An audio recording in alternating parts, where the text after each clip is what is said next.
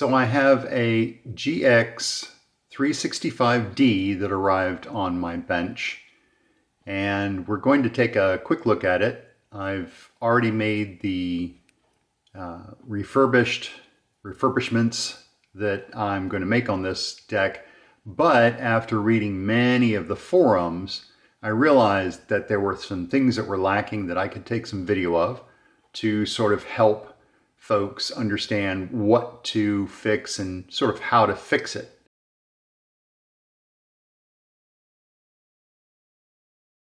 Although in this situation, because I've already put everything back together, I think I might just focus on a few items that we'll spend some time talking about.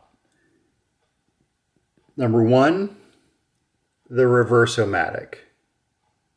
Number two, we'll talk a little bit about the different pinch rollers that this came with at the time. And we'll take a look at the pinch roller set that, if you're fortunate, your 365D actually came with. We'll talk a little bit about the glass heads. Now there's a glass record head, and then there is a glass playback head down here. And then we'll talk about some things that you'll want to pay attention to. One of them, no matter what you do when you find one of these, this lock mechanism, what I've done is I've put a plastic insert underneath, and you can 3D print one of those. I happen to have something that would fit. And the other side I put a felt washer. So now it glides very easily. I'll put it back to lock just in case we put a pre-recorded tape on. There is a magnetic brake control, which, depending on how thick your tape is, you will set this. And it has to do with how quickly it will tension break your tape as you're rewinding or fast forwarding. This is an auto reverse deck, although it only records in one direction. That's why we see one pinch roller, and we see that there is only a single direction on this for that. And that's why, you have an erase head and record head and a playback head in this order. The playback head goes up and down depending on the direction that you're playing back. Recording is only in one direction, so it is fixed in one direction, but then it can play back in the other direction. This does have 3 speeds, including 1 and 7/8. However, if you put the pinch roller on and that special capstan, which just screws right over this capstan, then when you set this to 7.5, you'll get 15 inches per second. That's studio quality recording. You also have tape and source, and if you hold the two together, you can do sound on sound. There is a headphone volume as well. So remember, this is a 3-head deck, right? There are your 3 heads. So you can be you'll be listening to source, but you can also listen to what's being recorded on the tape. You do have your 2 view meters, and then you have your stereo, and then you can play tracks 1 through 4, that plays out of the left-hand speaker, or track 3 through 2, which plays out of the left speaker as well. Stereo, of course, is out of both.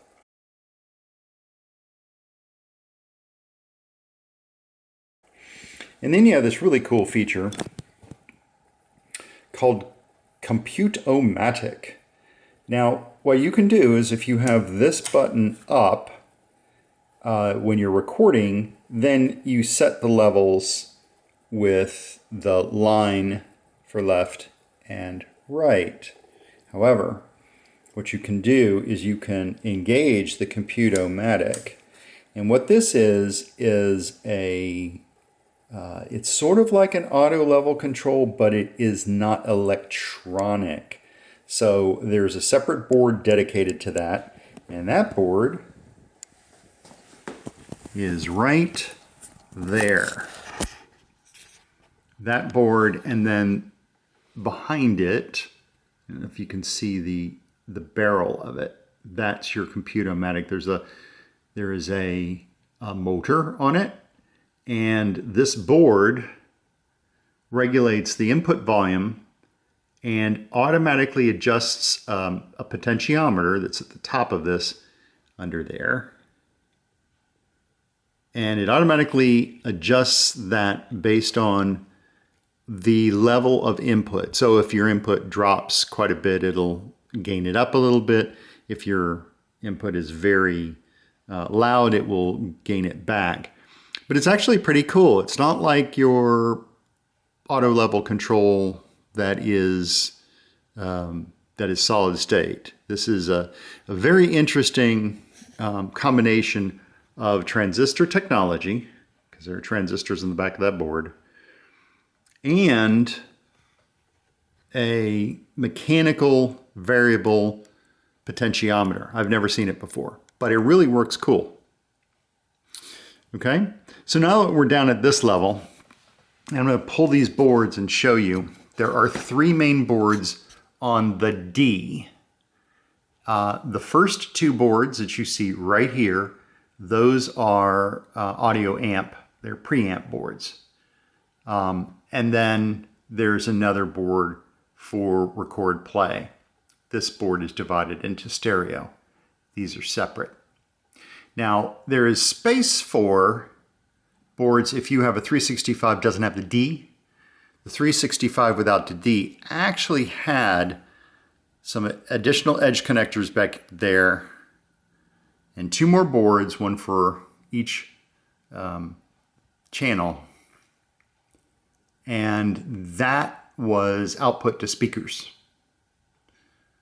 And then this is your record oscillator board. There's not much to it, but that board has one capacitor that I replaced on it. And what I'll show you is when I pull these boards and give you an overhead view, I'm going to show you the transistors that I ended up replacing, because there are some transistors that go pretty noisy on this, and that's actually what started me looking at the transistors, because I had significant noise, and after recapping the boards, it was still noisy. So stay tuned.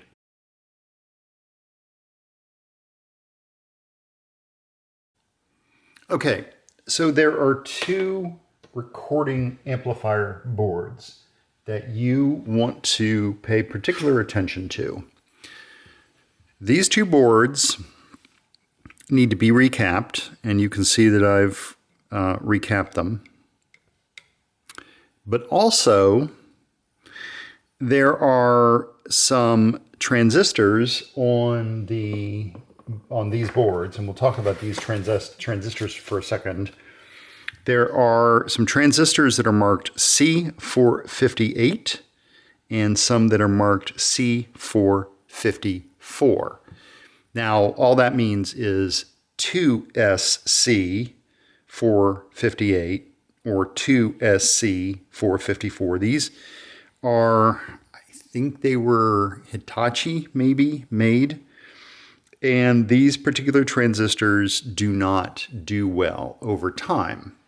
And in fact, in this circuit, they really didn't do well, because one of these two boards experienced a tremendous amount of hiss, which you could hear when you would put this on tape source and then go to record. So what I ended up doing was researching these quite a bit. And while I do have just some stock BC 548s, the cheap Chinese equivalent, what I decided to do was go ahead and get the Fairchild KSC 1845s and KSC 1815s. Now, what's important here is the 458 specification for the C458 is exceeded by the C1845. And you'll find that on these boards, there are more of the C458s than there are the 18 or the C454s. I wanted to revisit the record amplifier boards. There are two of these. And each of those boards has a 2SC968 transistor on them. And it was the only metal-topped transistor among the rest of the transistors. Of course, you remember that I had C454s and C458s that have been replaced on this board. But this one was hiding over here. And actually, it was the first one that I tried replacing to see whether it had an issue. But because it was a different package style, I wasn't really sure why it was that and not, one of the other transistor types.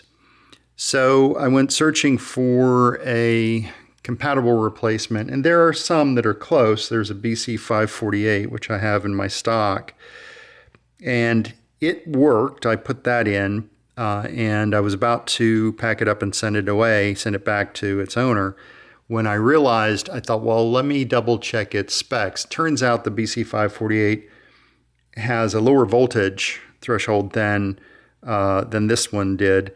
And I went searching again to see whether I had a better replacement. Turns out that the 1815 or the 815s that I've got are a perfect replacement for it, a very good replacement. And they are audio grade transistors. So I did end up putting those in. So when you do look at the board, you'll see all of these, the 454s and 458s, and they're all pointing in that direction. But this one, which was the 968, that's actually pointing in that direction. And it's important to get it's always important to get the emitter, base, and collector straight. Of course, on these old boards, they never mark that. The newer discrete electronics boards will say EBC on the back. This one didn't, so I just recorded it from the placement of the original. Anyway, that was that's what I wanted to sort of clarify. I talk about transistors later in the video as well.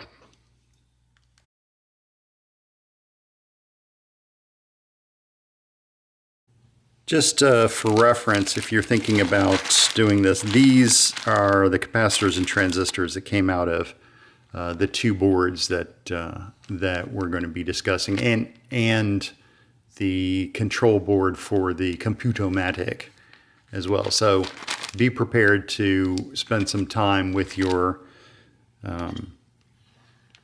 desoldering iron if you have one. Definitely get one. Don't play with a braid. Using this made it or you can get more expensive ones, but using this made it a whole lot easier to desolder these and take them out. And of course, what I did was I checked these with my one of my capacitor and transistor tester. It's called an M tester. You've probably seen the M testers, right? The M tester is really good for verifying things like what the current microfarads are that are coming out of one of these. And here's an example. This is a 100 microfarad capacitor that registered at 136. Right. So I think that merited being taken out.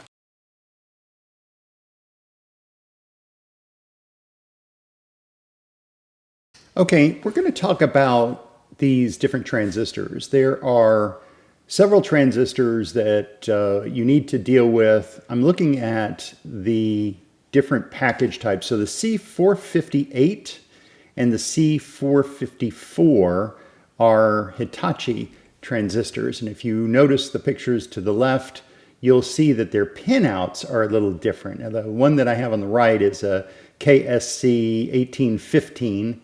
The 1815 actually is a good replacement for the 454 and the 968, which we'll talk about later. But the the package style is a little different. And if you look at the pinouts, what I've done is I pulled the middle pin out. And when you go to replace the 454s and the 458s, the 458s use the 845, the 454s use the 815. We'll talk about that as well. But when you go to replace these, you're going to face the transistor in the opposite direction. So you'll notice the 454 is facing toward us, but that 815 is facing away from us. But I've pulled the middle leg out. And the reason is that what we want to do is make sure that we put these in so that the original emitter base collector arrangement is retained with the new transistors. Of course, you're going to see right away on this example where I had replaced the old with the new's on the right. You can see that they're facing the opposite direction. Now this 2SC 968, I think it is, turns out that actually the 2SC 968, as you'll see up there, has a very competent replacement with the KSC 1815 as well. So at this point, I realized that there are so many numbers flying around, I don't even think I can keep track of it. So here is a table that lists each of the original components and then their replacements that I used. I'll probably put this same table into the description for the video, but you can also pause and take a screen cap yourself of this. But it lists the C454, the C458, and the 2SC 968. So I hope this sort of clears things up for you.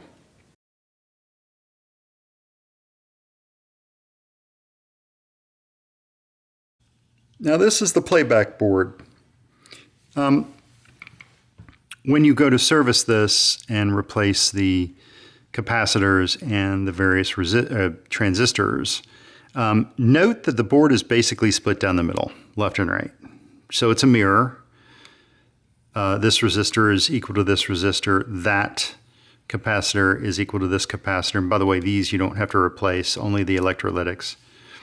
This electrolytic is this electrolytic, right? One thing you'll find, and it's annoying, is you need to keep track of the negative side of each of the capacitors.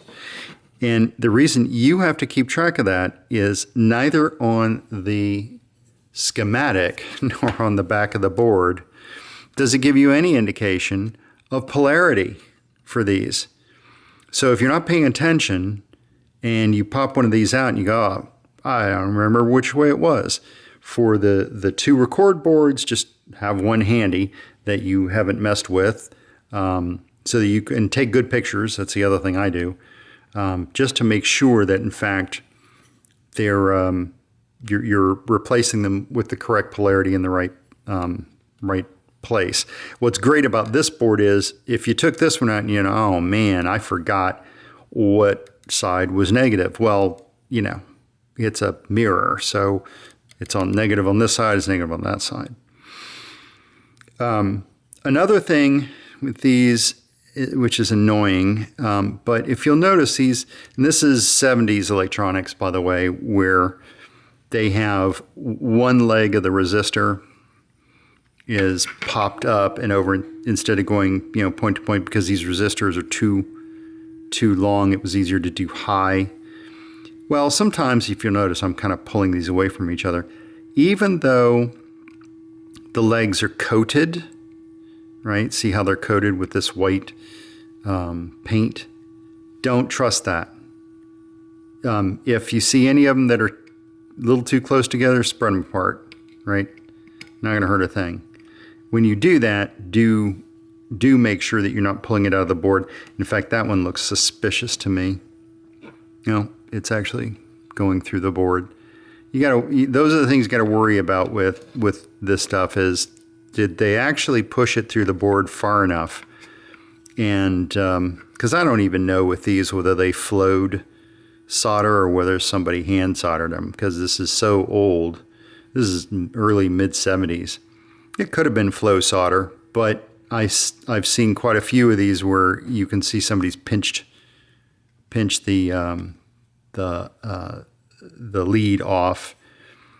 So I can't tell for sure. But anyway, just make sure that if you're uncertain, reflow test. Make sure that that you've got good contact on that. There is no need to mess with these, but I would mark them. I mark them, and then usually what I do is I turn them just to make sure that that they're not sort of frozen in place. The same thing with these pots. I'll mark them and then turn them just to make sure that they're not sort of dirty in place, if you will. But obviously, if you mess with these, since this is playback, you can deal with it. But on the record, you have to make those changes while you're listening to it to make sure that you haven't changed the balance in the recording. Okay, so these are the main audio cards that you're going to recap and put replacement transistors on. Again, notice these transistors are all facing this way. These transistors are all facing that way. Before I replaced the transistors, they were facing the opposite direction. If you put one in backwards, the first thought you're going to have is, oh, I've just ruined a transistor. Not so. You'll know it because it's not going to play right. Low enough power through this, I have not seen that a transistor in the wrong direction has necessarily made a big difference, hasn't blown a capacitor or blown another transistor. That being said, I think I only had one that was in backwards when I was first learning to get the legs in the correct posture. I think I put one in backwards. But whatever the case is, just be aware of that on this board. There's one more board that you have to mess with, and I have to take the cover off to be able to show you. But this is another board that simply very nicely just slides in or slides out for maintenance. So they definitely thought about what they were going to do to fix these things, make maintenance easy.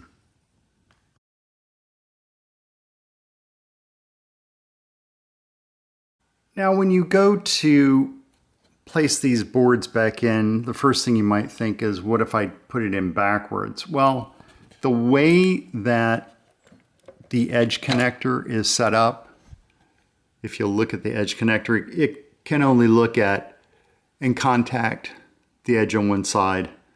So if you did put it in backwards, it's not going to hurt anything. What I'd suggest is, though, paying close attention and not doing that. All of the components are pointing right. So you'll see all the components are to the right. So, again, I always take copious pictures just to make sure that I have everything right. Something else, when you take this out of the case, it is really, really heavy. Resist the temptation to just set it down, because when you go to set it down, if you'll notice, this has an upper lip and this doesn't. You need to put something under this, otherwise you're going to break this board. Maybe you'll break this board, but you're going to break something. And that's why I have these pieces of wood here, so that I have basically a rail that I can put it on. Now, one other thing, and pay attention to this, is very important. This Computomatic board is the only board that is not secured by this plate that goes on. I don't know why, but if you look way back there, you see the screw, and then there's something that attaches to the board. That's holding this board in. So pay attention to it. When you have to unscrew that, then you can pull the board out, and it comes straight out. It's not a problem before you do any work on it. And you have to take it out before you service the Computomatic drive itself. And what I've done with it, this had a boot on it, a rubber boot. I took the boot off. I had to unsolder and then resolder. But I took the boot off and left it off. And the reason was that I was afraid I was going to have to do more maintenance to it, maybe drop some oil into it, and it would be easier to do without the boot on. So this will come out and you can hold on to it. You can play it and use it, and then make sure that it's operating properly if it gives you trouble. So that's why I took the boot off. All right, let's take a look at what this thing looks like without its face.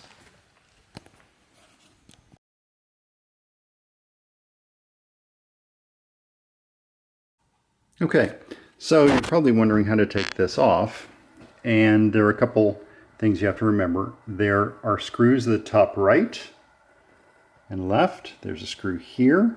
There is a screw there. There's also a black screw here and a black screw here. And on the very end are some screws as well. They're all different screws. So these are the same, black are the same, and then all four of these are different, are the same. To take the shut off, it works the same. I don't have that knob, but it works the same as this one, which uses a hex. And it's on this side and this side. Place it in the middle and then carefully loosen them. When you put this back on, don't put it flush against the surface. Have it up off the surface a little bit so it doesn't scratch the faceplate. And then one last thing, you're going to forget it if you're not careful. That bolt, that nut, has to be taken off. Otherwise, this is not going to lift off. And the whole reason for that is they wanted to keep this part from vibrating. So we're going to take that off and take a look. And as promised, my signature, there's no face on the unit. And what you need to pay attention to when you service this is the belt for the reverse Emitter. This belt is just a very, it's not very taut, but it's enough to turn this, which turns this for the reverse Emitter, because as this winds, this moves. And the take up for, or the counter as well. That counter belt needs to be replaced. Now, this drive belt here, very hefty drive belt. If you'll look at it, it's really good and thick. And it happens to be like brand new on this unit. And so I did not replace it.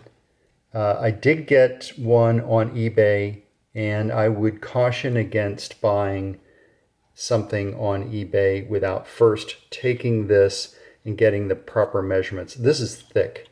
This is a very thick belt. The one on eBay is very thin and cheap. So you get the right dimensions on the belt, and there are folks out there who sell belts to the right dimension. I would do that. This belt was in great shape. I'm going to take you on a quick tour of things to do. Just some basic things that you can do. Drops of deoxit. Drops. I don't mean spray it. Do not spray deoxit in this thing. Use drops and a dropper in things like this switch. This is a sort of low noise switch. At the time, they were just coming out with better tapes. Any of the pots you'll do from the other side. Again, be very careful of using your deoxit and just spraying the hell out of stuff. Just don't do that. Spray a little of this into a cup and then use a syringe and pick up a few drops of it and put some drops where they need to go. You'll notice this unit is very, very clean. I did not have to do any major cleaning on it. I did have to I had to adjust one of the tape path screws. This there is your playback and it moves up and down depending on whether you're playing back in forward or reverse. This has a forward bias, so what will happen is when you turn it on, it will always come on in the forward mode where the motor is going in the forward direction, and then it will change directions when you press reverse. Your power button is here. I don't have it plugged in at the moment. This is a light bulb, incandescent, whereas these, and they're clever to do it, these are neon. So no maintenance there forever. The motor has two screws down there, which you will never be able to get to from this side. I guess you could take this off and get to them. For oiling the motor. The motor has a like a felt sheet in it, a felt piece that absorbs oil and then of course delivers the oil to the shaft of the motor. Other things you might want to check: the grommets on the rewind. They could be going bad. These are like brand new. So these are things to check. Anything that has grease on it, add a little bit of grease, clean off the old grease. But for the most part, in this particular deck was like brand new, so there wasn't much grease that had to be cleaned up and reapplied. But when you do service one of these, pay particular attention to that. One thing I did notice, I think this is pretty typical of these units, is that this sort of knob, if you will, looks like it's cracked, it's split. I did not take it off. I could have, put it back together with glue, but it's not working, right? So the whole purpose of this is you set it to a certain position, and then what will happen is you'll set this, and as this, you'll set it like this, and as this goes forward, this will be turning, and it will trip a reverse automatically if you don't have a tape that has a metal tab at the end of the tape. And I've talked about that in one of my other videos where I talk about the auto reverse on some of these decks. This auto reverse trip is right here.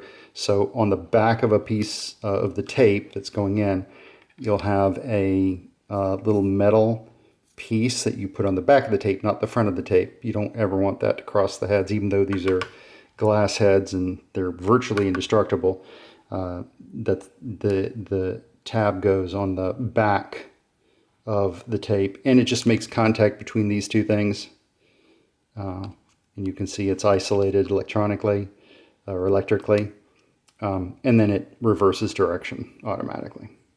There is one setting that you shouldn't have to mess with. This setting is for 60 hertz versus 50 hertz, and it's a derailleur. Basically what it's going to do is it's going to move the belt up or down on the motor, and I mean that's clean as the day it was made. You only adjust that with the motor running, and that's only if you get one of these and it's set for 50 hertz and you need to set it for 60 in the States, or vice versa. But make sure that the unit is on and running when you do that. Otherwise, you run the risk of actually breaking that belt. Okay, that's it for the discussion of this side of it. I've also got the back side to do as well. But I'm going to put the cover back on it and run a test for you.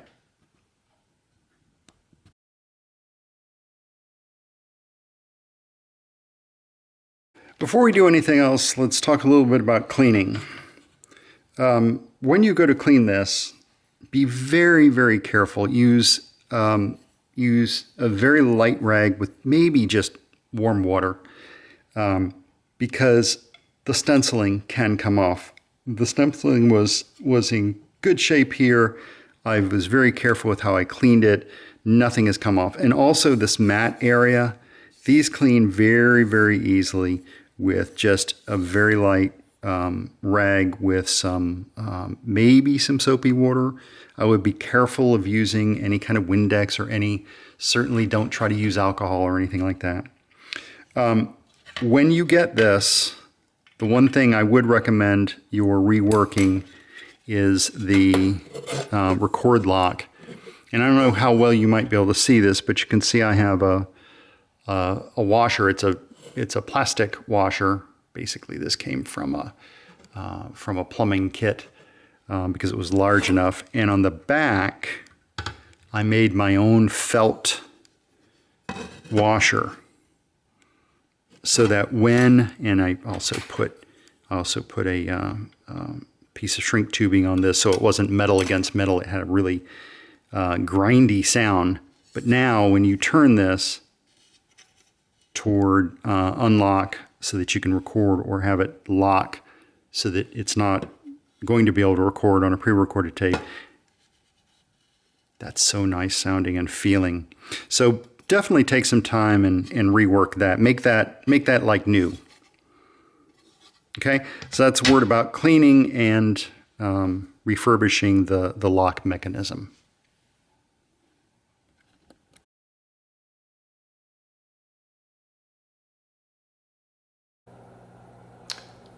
Okay, so I always complain about other people's work areas where they've got all their screwdrivers and all of their stuff sitting to the right or left, and I am no better. So sort of tidy things up, but let's take a look at a few things. So one thing that you may not know how to do with this particular recorder, and I'm going to show you by undoing it, is how to thread it. Well, I'm going to have this up so that you can actually see what I'm doing. So the tape, and this is in the instructions, but the tape goes around this little idler. This is a weighted, I guess that's like a capstan, but it doesn't really have anything pressing against it. It's a weighted wheel that helps keep the tension proper on the tape, and it's going to come around here, and it is going to go up and around. Here's your pinch roller, here's your capstan. It's going to go up and around this, and remember what I said about having something on the back of the tape, a piece of metal on the back. It's a piece of aluminum tape that goes on the back of this, would contact these two things to make it auto reverse. That would be on the very end of the tape. And then what we do, I'm going to close this, is we bring that around. And by the way, this was the original take-up reel that came with the Akai. So if you can find them, they're rare. I think there's some knockoffs out there on eBay, but the originals are rare. In order to play or record or do anything on this deck, you have to get it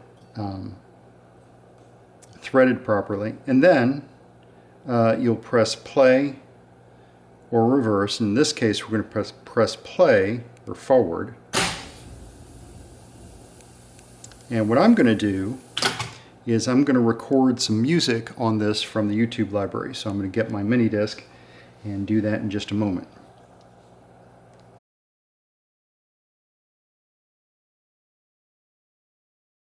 Okay, so we'll start playing, and I've got my Sony mini disc that I've recorded some of the YouTube library on. Let's see what we get.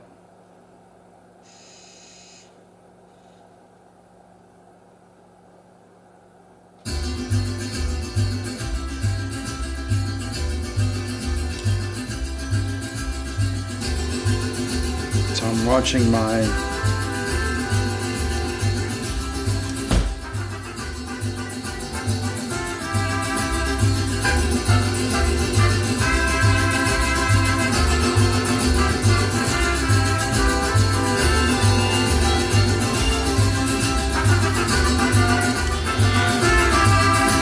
see that?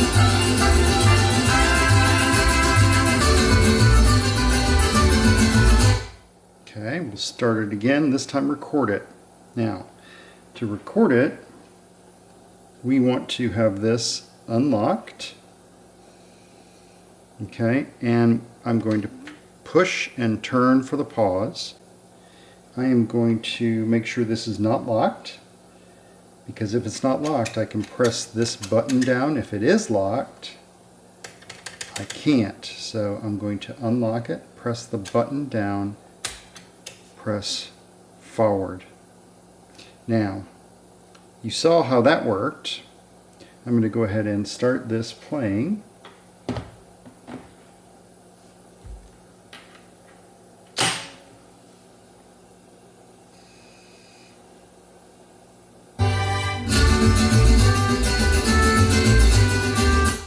Start it over again.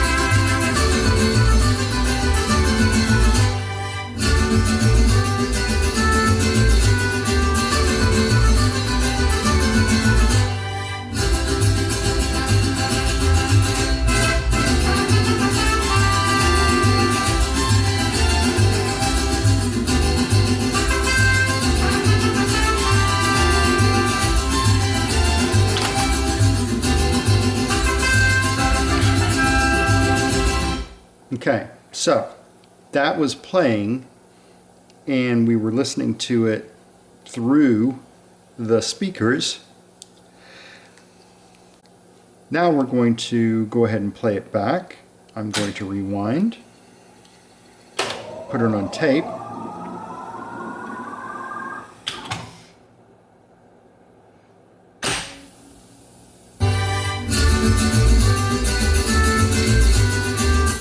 This is where I restarted it.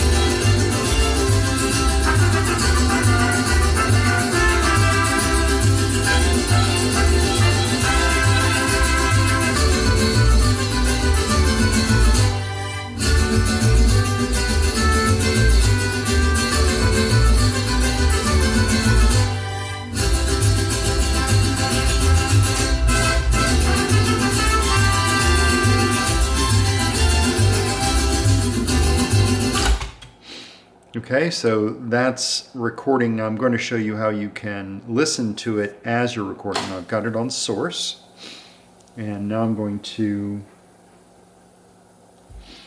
play this again. Let me see if I can go to the next song.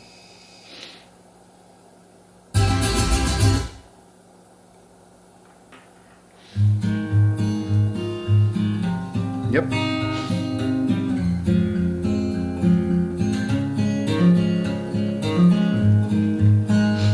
So I'm going to put it on pause, record.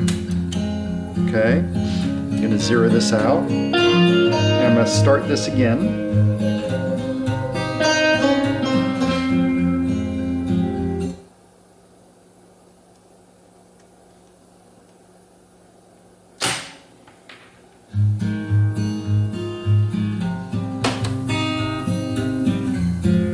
you actually hear what's being recorded on the tape right now.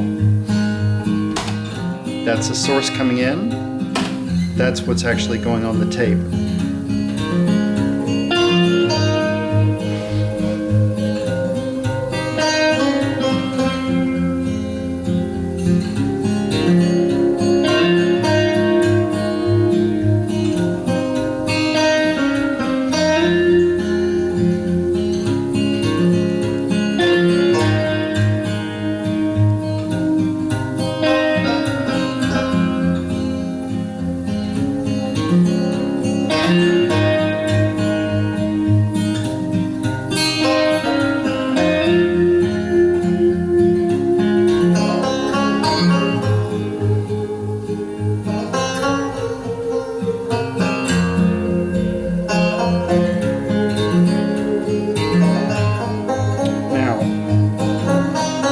If I bring the volume down,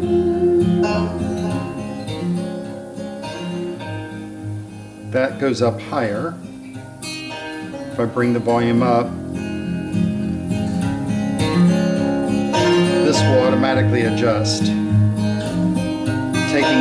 Taking the compute-o-matic off, I'm just adjusting the volume using these controls as opposed to the automatic.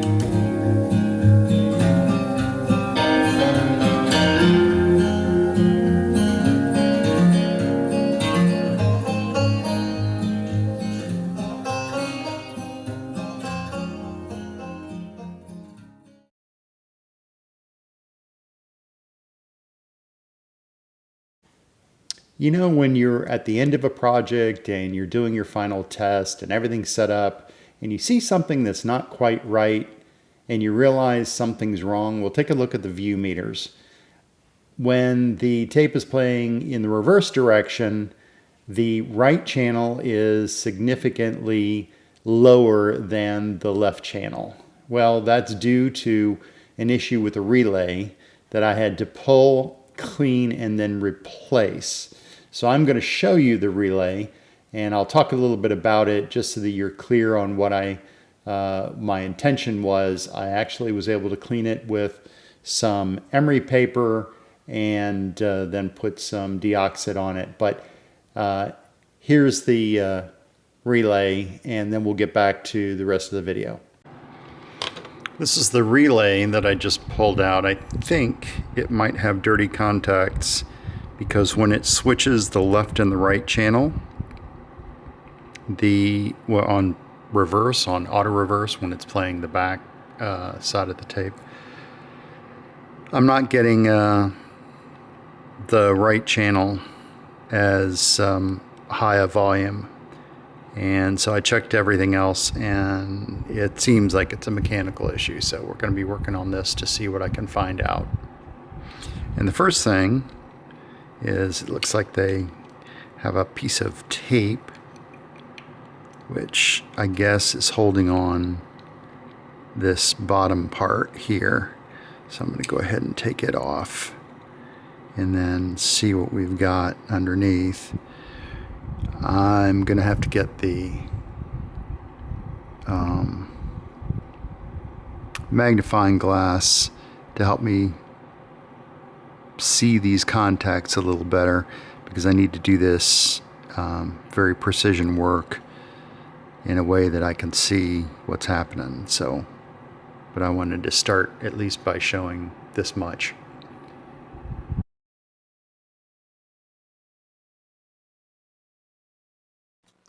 So for calibration, I am using a 1000 hertz tone, and I'm not sure if you can tell, but way at the bottom here I have some statistics. It's 1000 hertz, and what's coming out is around 22 volts from the line out. And if we look at our view meters, they are pretty much where we want them, right at 0. And I do have the compute-o-matic turned on, so I'm going to turn it off for a second. And what I've done is set the line the line volume so that I would have around 0. Now, when I tell the Computomatic to start, kind of messes around for a little bit and then it re-zeros. I'm going to do it again here so you can see it. Okay. This is taped now. Okay. And notice that pretty much everything is the same. Got a nice sine wave coming out, and the middle bar is telling us that our azimuth is correct. About the same, around 20 volts. So this is the calibration that I did. Playback board, and I've marked these by the way, and the amplifier board. So I made minor adjustments to it so that the line levels would be the same, meaning that my output voltage peak is around 20 volts. As you can see there, got nice sine waves. So I think I'm calibrated now on the deck. I had to take it out of the case one more time to make sure that I had that done properly. I did notice that my playback board was a little high, so I brought it down, and I think it's in good shape now.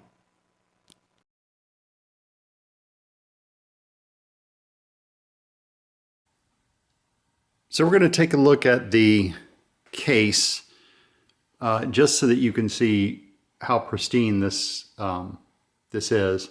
It's pretty amazing. Hardly any dust on it. And if you look on the inside, they're really, I mean, this is like it just came from the factory.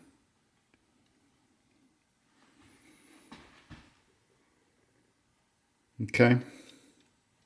And if you look at the sides of it, like you see the side, I mean, this thing is like brand new. And notice the corners. Corners are in beautiful shape. They're always the first to go. Right? Very nice veneer. Beautiful, beautiful unit. And there is a date code on the inside. I don't know whether that's maybe Julian, like the 220th day in 1972. But I think it is a 1972 model. That makes sense. So I'm going to take you around the back of it as well. The back is beautiful. Again, this is this was plywood, but here's the GX365D placard. It's like it was just put on yesterday. The feet are in great condition. I did take them off and put them back. I cleaned them a little bit, but they weren't really in bad shape. Just a plywood back, but I'm going to go ahead and put this now put the unit into this case, and then we're going to do a final run. Now this is probably going to be a little hard for me to try to orchestrate, but I'm going to show you enough of this that you understand what to do. Notice that I've got the unit up on a couple of boards. You'll also notice that inside there are some skids. Well, the whole point of that is that this unit is going to go right in onto those skids. And when we do this, let me pull the plug through. The plug does need to go through first. You need to make sure that that goes through the box to the back. Just kind of let that set there. So we'll put the plug through. Okay. That can go over there. And so what's going to happen is I'm going to take the boards out, the little support boards that I have out, and that should give me, let me just kind of scoot this over. That should give me the leverage. So I'm going to tip it up. All right. If if you let it fly down, it's going to hit those boards, which is those electronic boards that we don't want. So we want to get it positioned. See, now it's positioned, and then what we're going to do is gently slide this in.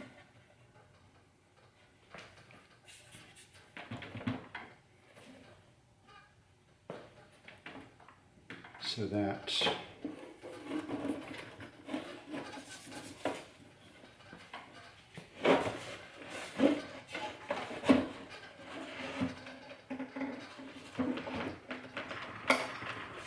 okay, that's mostly there. I'm just going to carefully scoot this in.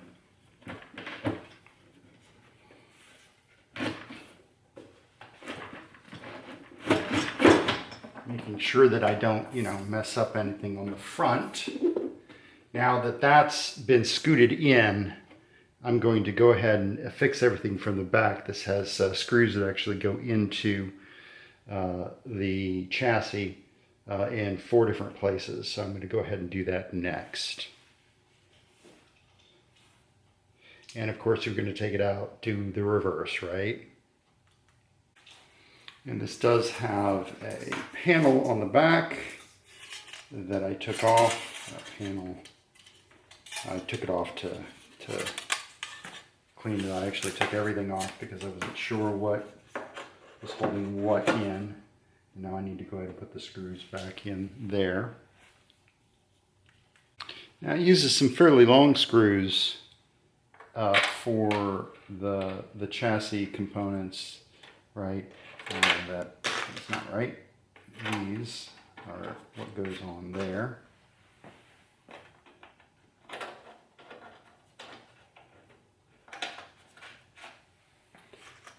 And then we have some additional screws that go on the top, and then we've got some more that go on the bottom. So I'll get those taken care of. And what goes in here, these are actually regular thread, because there's a little insert in the wood from the back side. It's pushed through. Very nice. Instead of wood screws, right? It's a regular screw. That's used. Very nice. What engineering they did at the time. We could learn a lot from them. Just by taking one of these apart and examining it, you can see how nicely they had assembled this unit. Very nice. Okay, so I'm going to tighten these up. Then I've got 2 screws that go up here, and then I've got a few other screws to put on.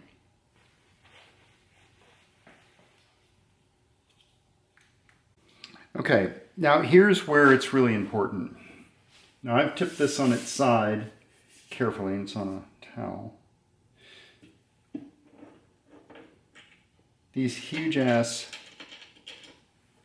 screws, right? They actually secure the unit from the bottom. And so you want to make sure that you put those in. Don't leave them out. That way, there's really no chance the unit's going to go anywhere, right? It's now one with the case. And if one of these does not bite for some reason, you need to take the whole thing apart and figure out where the clip goes on the inside, because these are actually threaded clips that go onto the chassis, and if you're not careful, they can actually fall off. None of them fell off while I was working on it, but I noticed that, and the first thing I thought of was, well, I better make sure they're well secured. And while you're here, while you're doing all of this, make sure that your hinge catches are well tightened in. And the reason is that these come off really easily. They don't have any kind of lock washers on them. And what they're doing is they're going into nuts that are, they're not actually nuts, they're actually pushed into the wood. I don't know what they're called. So you want to make sure they're in nicely. Now at this point, I'm going to go ahead and turn the unit up. Make sure I've got the feet well attached. These were, I just finger tightened them to get them done. There are 4 screws on the back which secure the back, which I'm doing now. I'm going to put this forward, and then I'm going to take, I'm going to get the camera and get a face on so that we can actually see this standing up the way it should be and playing and recording. So looking forward to that. I'm excited.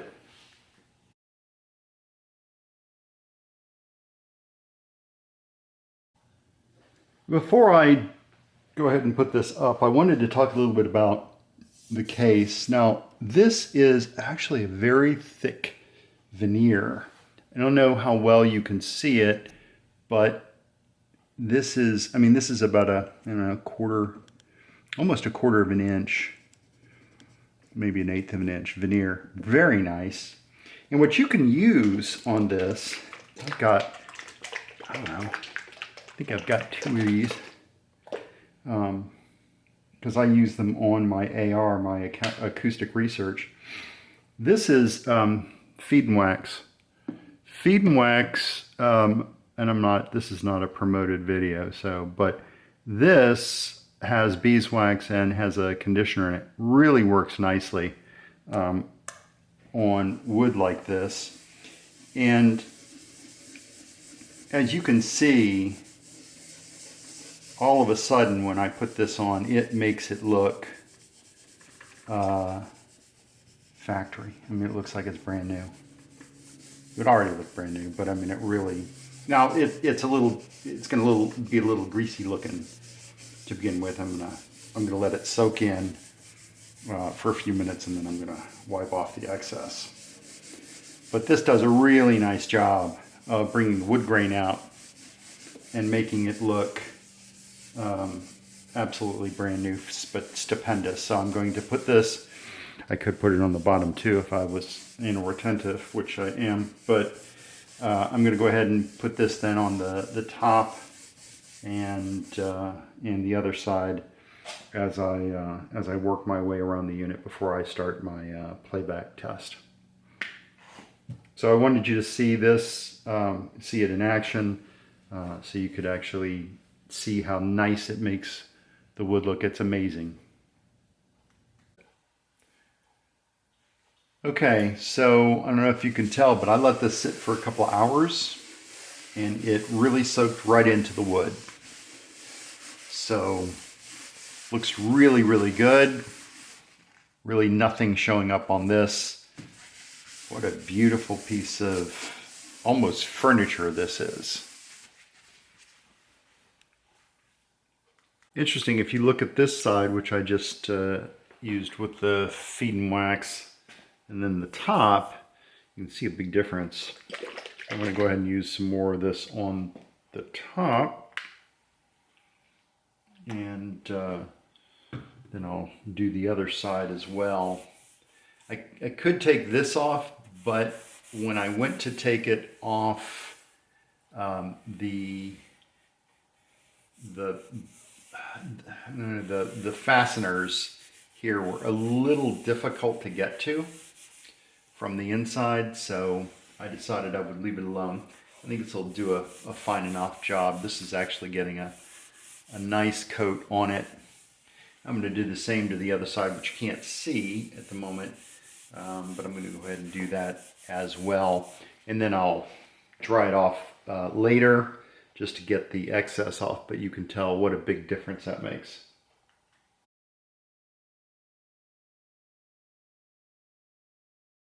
I'm trying to figure out exactly how far back in time I've gone, because looking at this from 1972, it's as if we just pulled it out of the box, which, by the way, I have the original box.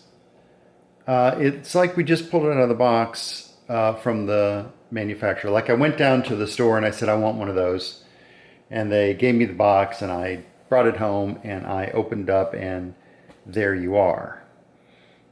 Not only does the cabinet look like $1 million, the unit looks really good.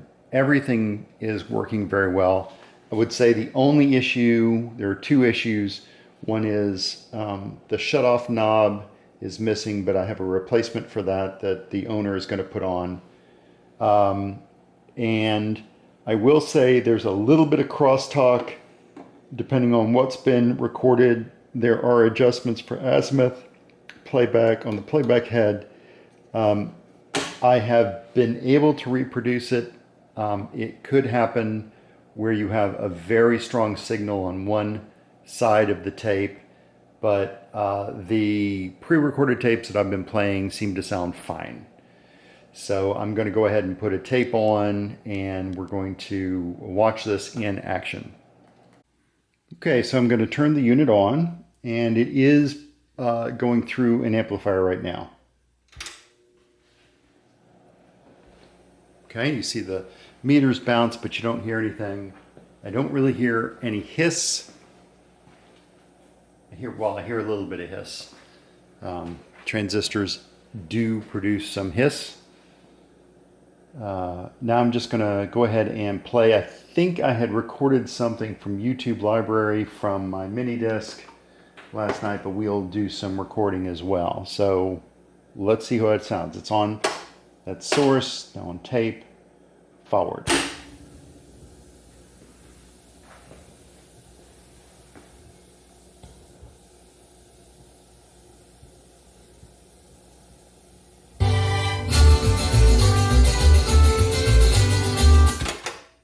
Ooh, I had this turned on.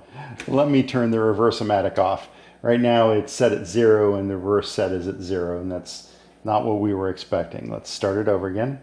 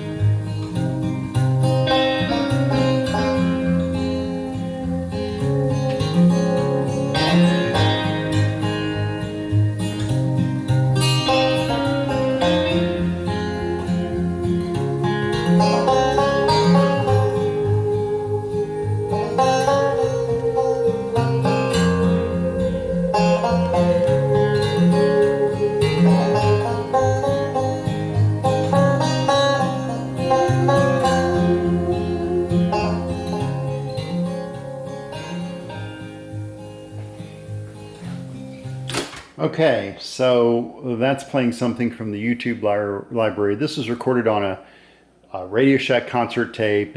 It's pretty trashy tape, but you know, it sounds pretty good.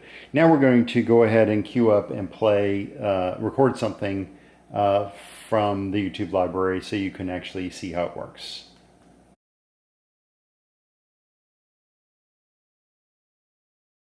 Okay, so we're going to start playing this. Right now it's on source. I'm going to switch it over to tape after it starts.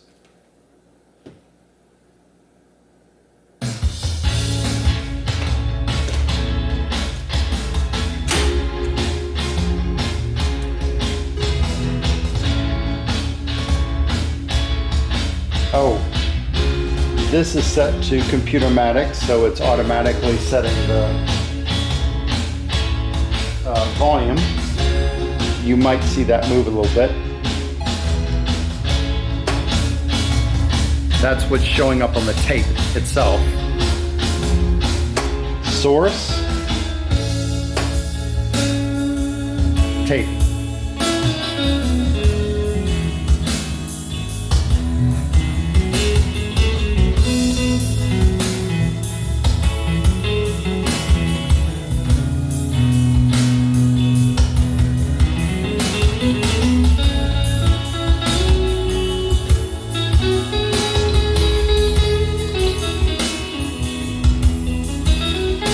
I can go back to just the line. I'm going to set these to the middle. That's the line, and I can adjust it.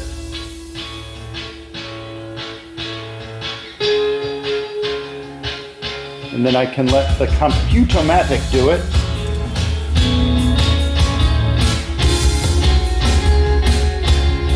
And it adjusted the gain up a little bit. It'll actually adjust it back a little bit as it plays.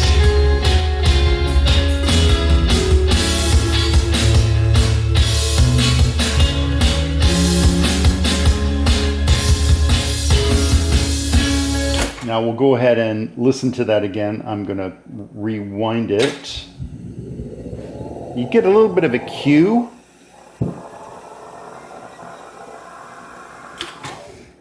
Okay, right at 99, play it.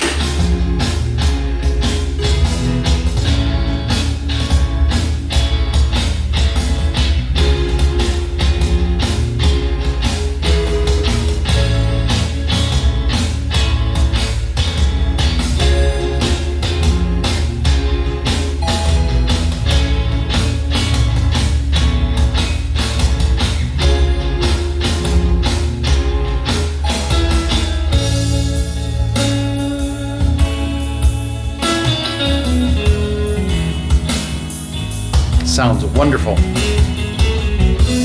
Beautiful highs. Very clear. Separation's good.